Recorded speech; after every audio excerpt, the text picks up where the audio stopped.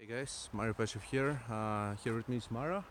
We've been dealing with some pretty rough weather over the past few days, so now I'm kind of catching up. And today's topic is finding content writers, or in other words, how do employers act when they're looking for content writers? Or if you're a content writer on yourself, providing content writing services as a freelance writer or looking for a full-time job, how should you approach the job in the first place?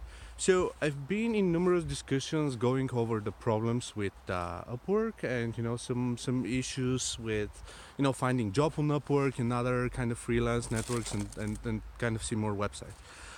The thing is, over the past probably 8 months, we've posted 3 or 4 jobs for content writers on Upwork, and what we found out is that only a little bit over a dozen people applied for all the jobs in total.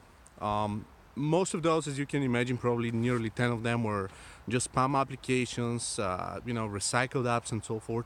People who weren't really passionate about the job, or like, roughly speaking, agencies applying without knowing what they're supposed to do.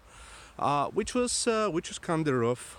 So we went on, posted on some other job websites, on Jobs WordPress.net, or local job websites and so forth.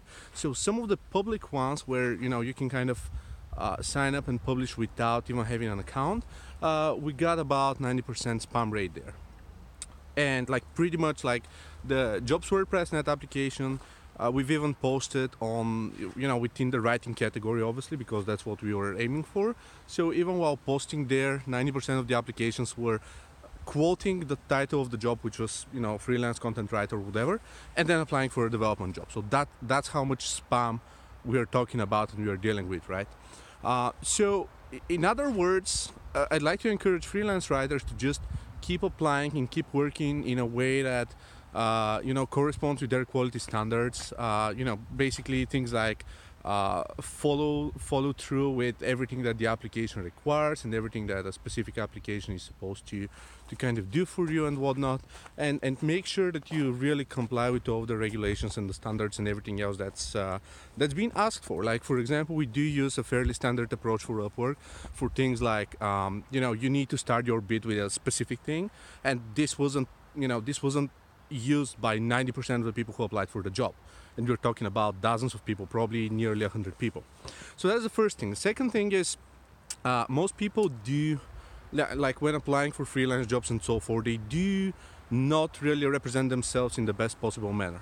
Why do I say that? So most applications don't really even include a basic portfolio, which is kind of ridiculous, or do include like a vast range of different articles instead of showcasing the best titles that you have written, which obviously is a problem again, because statistically speaking, when I'm opening a large document with 150 titles written by you and whatnot, what I'd expect myself is to open a random piece and just be really happy with the quality of work, but this doesn't really happen all the time.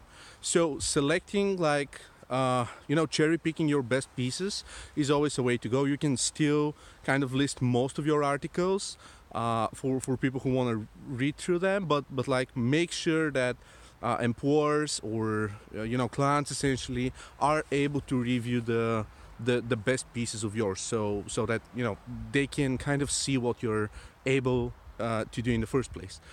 Another thing with people applying is they do directly approach the problem with okay, here are kind of 5 titles I'm going to write on, or like here are 10 basic random titles I'm going to write on, and so forth, even though they know the client. The client is a specific company. They can actually research the company, research the content used there, and so on. So that's also a problem. We've been just due to the fact that we are a WordPress development agency in the first place, we've been pitched numerous times with top 10 free WordPress themes or 15 WordPress plugins for whatever. So we don't use off-the-shelf themes. We rarely use off-the-shelf plugins. I mean, come on, we use some, but we build a lot of stuff from scratch ourselves. So essentially it really showcases the fact that the freelancer hasn't spent 10 minutes just seeing what sort of activity we're performing, what's our target market, our buyer personas, the buyer journey, who are we targeting, and so forth. Most of those freelancers also don't pay attention to our blog, our best articles and whatnot. So again, my advice for freelance writers applying for jobs is know the client, just fire up their website, go to their blog, go to their articles, look up some of the most prominent members of theirs. Like, for example, obviously I'm active on LinkedIn. I became a top writer on Quora. I have like 15K followers on Twitter and so forth. Just look up for prominent active people there. Look what information they're sharing. Look what their culture is like, and so on and so on. First off, you can bond with those people. Like, one of the writers that we hired has been continuously interacting with me over the past 3 months on Twitter, and Quora for that matter. Like, he was sharing my nuggets, he was retweeting with quotes from the specific articles, not the quick share, just clicking the share button, but actually following through, reading an article, picking a smart nugget, sharing so that I can retweet it. So when he applied, like, just to give you a practical example of one of the guys that we hired. So when he applied, first off, he followed the specific requirements. He started with, like, I'm a great content writer, whatever I kind of picked as the string, the query string that the application should start with. So he started with this first. Then he said, like, he used the specific nuggets that he knows about the company. Like he said, I know DevriX from whatever amount of time. He has read our blog. He has read answers of my own Quora, tweets on Twitter. He has obviously interacted with me, which was something that we can confirm, of course. And then he said, like, I can help you because you write about those topics. I've read those articles of yours. I've read this. So I think that I can contribute with titles like this, because from what I understand, your personas are like this, and this is kind of the target persona, like, and so forth. I see that your articles are, for example, 1,500 words long or something like that. So I can kind of stick to that sort of regime, to that sort of schedule requirements. I can keep up with formatting the way you do that on your website and so forth. So that's just kind of the gist of it. But here's the thing. This is a writer who is, first off, familiar with our business. So he actually spent the time to research it and understand what we are supposed to do. He knows our personas, he knows our content, he knows some people from the company, so he's kind of aware of the company culture. So, when you start adding everything up and compare it to people who say, like, not following any requirements and just saying, I'm applying for a dev job, and then random copy, obviously copy-paste the template, like, pretty much obviously. So that person definitely stands out.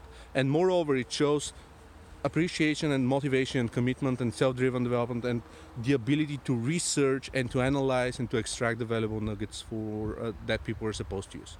So again, in a nutshell, when you're applying for freelance writing jobs, make sure that your application is genuine, that's unique. Like, you can even spend the time to write one sample piece of copy, just an article that's 1,000 words long or something like that, just so that you can showcase that you understand the narrative, the buyer personas, and everything else that's going on. So once you do that, once you personalize everything, once you actually know who you're talking to, you have a much higher chance to actually land a job. Otherwise, don't be annoyed, don't be frustrated, don't be anxious or irritated when clients, don't respond to your jobs. Like, if you're sending them a blank email spam copy, don't expect them to reply to you as well.